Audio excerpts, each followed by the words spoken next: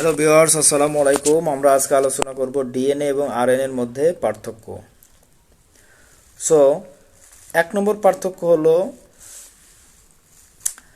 DNA হলো দ্বিসূত্রক বা 2 polynucleotide শৃঙ্খলযুক্ত, অপরদিকে আরএনএ হলো 1 পলিনিউক্লিওটাইড শৃঙ্খলযুক্ত।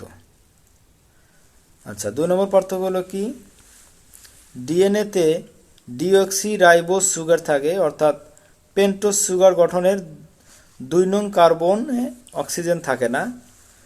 পক্ষান্তরে আরএনএতে শুধু রাইবোজ সুগার থাকে, অর্থাৎ 2 নং কার্বনে অক্সিজেন থাকে।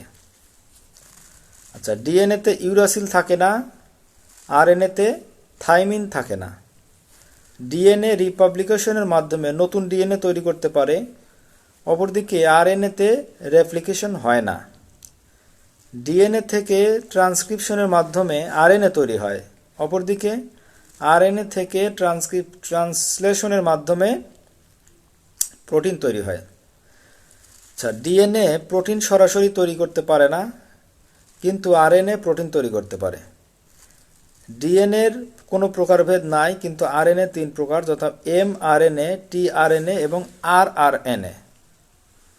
ডিএনএ বংশগতি বৈশিষ্ট্য বহন করে, কিন্তু পক্ষান্তরে কতিপয় ভাইরাস ছাড়া অধিকাংশ জীবে আরএনএ বংশগতি বৈশিষ্ট্য বহন করে না।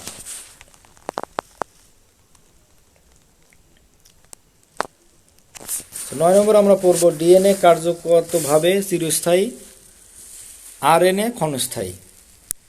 ডিএনএ প্রধানত নিউক্লিয়াসের ক্রোমোজোমে পাওয়া যায়, অন্যদিকে আরএনএ ক্রোমোজোম, নিউক্লিয়াস, সাইটোপ্লাজম ও রাইবোজোমে পাওয়া যায়। ডিএনএতে নিউক্লিওটাইডের সংখ্যা অনেক বেশি, আরএনএতে অনেক কম।